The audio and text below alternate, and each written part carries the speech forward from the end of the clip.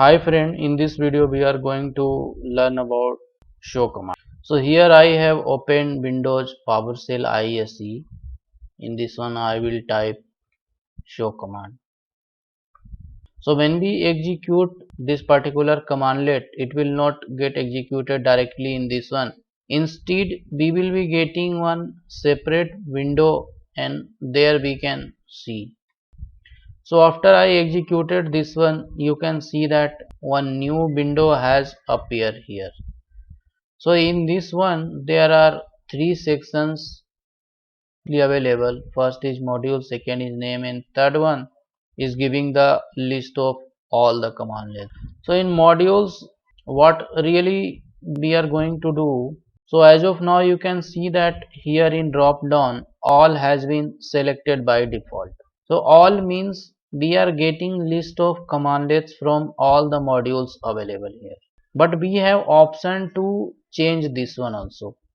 If I want to get list of commandlets from a particular module only, so we can select the particular module from here, and as soon as we select the module, so immediately this list also will get populated from the particular module only. So likewise we can select different module according to our requirement, and this list also will get varied.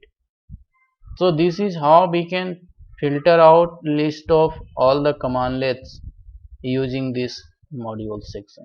So as of now I will be selecting all only, which was by default here, and in the next section you can see name is there.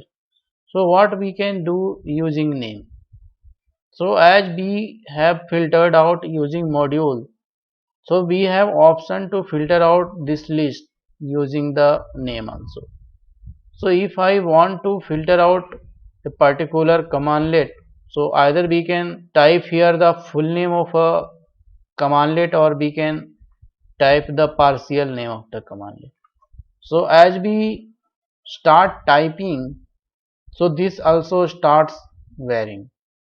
So as you can see here, I have just typed the get, and all the commandlets which is having get in its name has been listed out. And after that if I pass any letter here, so starting with this particular letter all the commandlets has been listed out here. So I can type any letter, and whichever commandlets matching with the particular letter here, all commandlets will get listed here. So if I type here P, you can see that all the commandlets which is having get hyphen P in its name has been listed out. So from this list, if I click on any of the commandlet, say for example if I click on process, you can see that mostly two boxes has been appeared here. In first box we can pass the parameter which is very specific to the particular commandlet, and in second box also we can pass the parameter only, but here this is for common parameters. So common parameters are those parameters which are common to any of the commandlets. Most of the commandlets are feasible to use these common parameters, and in the parameter section you can see that there are different tabs available. So these tabs tells us the different set of parameter with this particular commandlet. So either we can use the name, or we can use the id, or we can use the id with username, and so on. And there is one more option with this one called computer name. So if I want to execute this particular commandlet on a remote computer, so we can pass the computer name here. So if I am not giving any value here, so by default this particular commandlet will get executed on local computer only, and here I can specify the name of the particular process. And in rightmost part of this window you can see one blue question mark is there. So if you click on this blue question mark, one new window appears here. So in this window, help section of the particular command will get appear. So in this one you can see the detailed description of particular commandlet and how we can use, and you can refer this one while using any of the commandlet. Here if I type notepad, and we have two options to do. Either we can execute this particular commandlet using the run button, or we can just copy with its parameter. So if I click on the run button, you can see that whatever the commandlet we had selected, it has been copied here with its parameter what we had passed there. So the entire commandlet has been pasted and it got executed here.